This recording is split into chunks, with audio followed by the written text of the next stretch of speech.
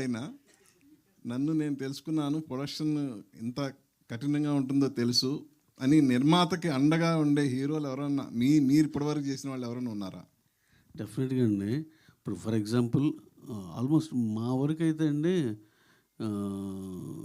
చెప్తాను నేను. మరి ఆ డీటెయిల్గా చెప్పాలంటే రామ్ చరణ్ గారు రంగస్థలం అప్పుడు ఆయన రెమ్యునరేషన్ ఇంకెంతో 4 ఎంతో ఉంది సార్, సినిమా రిలీజ్ అయిపోతుంది అంటే ఉంచండి చెప్తా.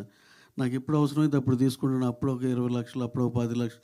ఆయన అసలు అది 1 ఇయర్ 2 ఇయర్స్ తీసుకున్నారు ఆయన. ఆయన అంటే నేను అనేది వాళ్ళకి డబ్బులు అంత ప్రధానం. మహేష్ గారు అంతే, సర్కార్ పాట తర్వాత 1 ఇయర్కి కానీ తీసుకోవాలా. అలా చిరంజీవి గారు అంతే, వాల్తేరు వీరయ్య తర్వాత 1 ఇయర్, రవితేజ గారు అంతే. అంటే డెఫినెట్గా వాళ్ళందరికీ సరే ఓటీటీ ఇంకా డబ్బులు లేట్ అవుతాయి కదా, అవి వచ్చినప్పుడే ఇవ్వండి. దగ్గర ఉంటే ఇంట్రెస్ట్ వస్తుందని. ఇంట్రెస్ట్ లేవు లేవండి పాపం, అలా అనమాకండి. ఇంట్రెస్ట్ లేవు కానీ అలా రామ్ గారిని, మా ఉపేంద్ర గారు అసలు రెమ్యునరేషన్ నేను చెప్పనన్నారు. సార్ ఇదైతే కరెక్ట్ అనుకోండి, ఓకే డన్ అన్నారు.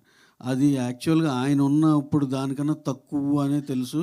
కాకపోతే సార్ ఈ ప్రాజెక్ట్ కొంచెం ఇప్పుడు బయట పరిస్థితులు బాగాలేదు కాబట్టి కొంచెం ఇలా కన్సిడర్ చేయాలి సార్ అంటే ఒక్క మాట అనలా. రామ్ గారు he has come for back end. ఆయన ఏం డబ్బులు తీసుకోవాలి, నైజాం అండ్ గుంటూరు తీసుకున్నారు. సో ఆటోమేటిక్ ప్రొడ్యూసర్ ఇదేంటి అనేది అర్థం చేసుకున్నట్టే కదా. డెఫినెట్గా చాలామంది కోఆపరేట్ చేశారండి అలా. ఎన్టీఆర్ గారు అయితే అసలు ఆయన సరే ఎప్పుడు ఉంటే అప్పుడే ఉన్న టైప్లో కూడా ఉంటాడు ఆయన.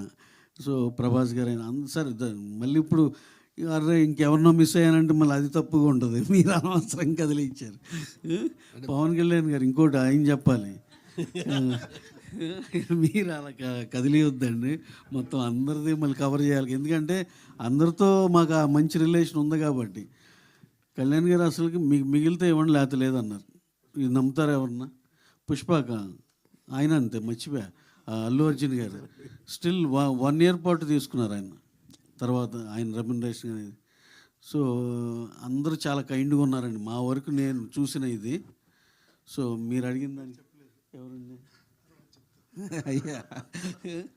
So we are very happy for every one with whom we work అండి. Thank you.